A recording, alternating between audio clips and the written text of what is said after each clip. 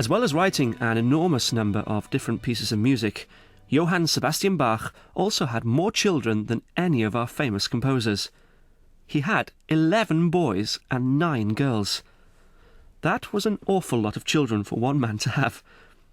Sadly, 10 of Johann Sebastian Bach's children died when they were very small.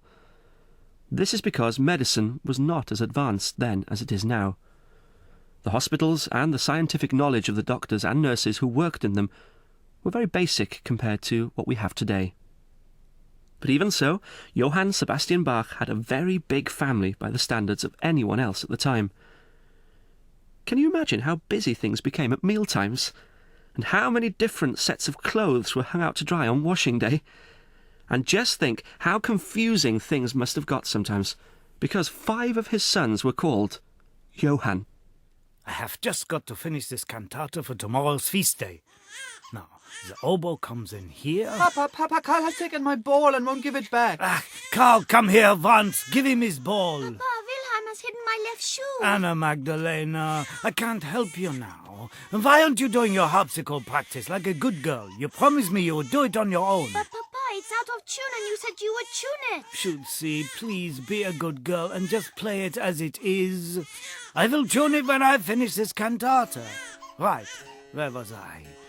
Yes, the oboe, then the chorale.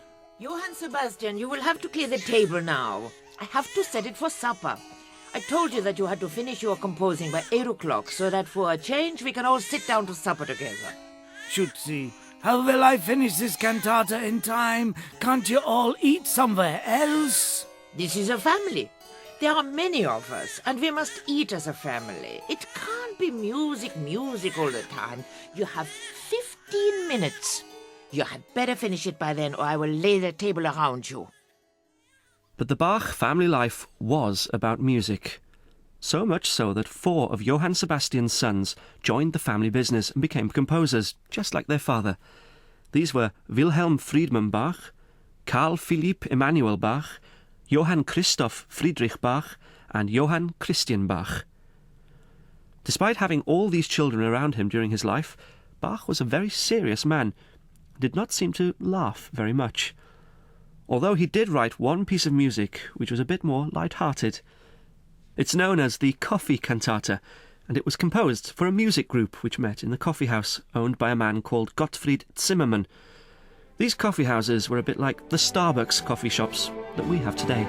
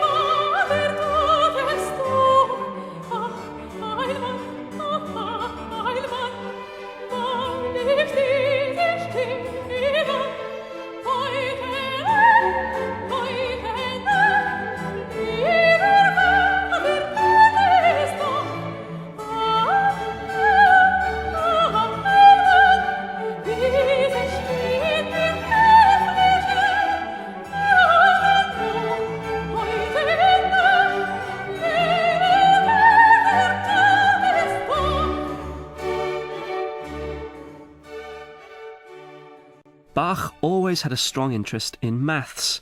He liked to play games with numbers in his music.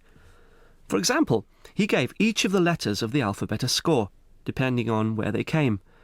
So the letter A gets 1 point, the letter B gets 2 points, the letter C gets 3, and so on, right the way through to the letter Z, which gets 26 points. He added up all the letters in his name.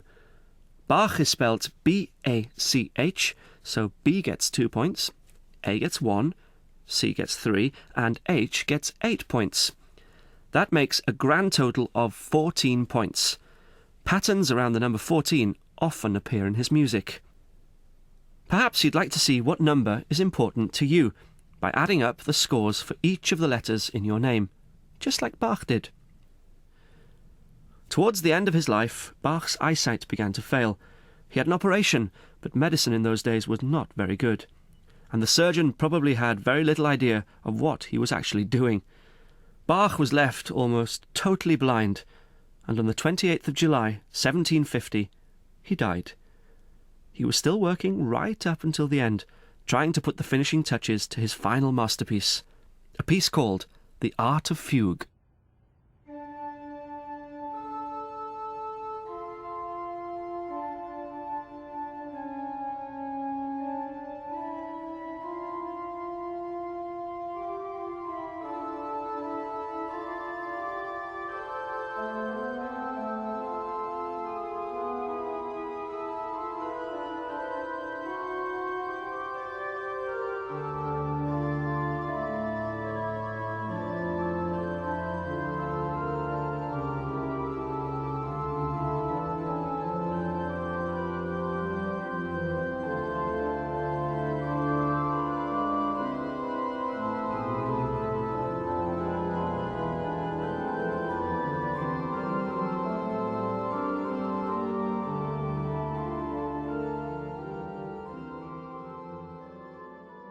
Bach wrote an incredible amount of music.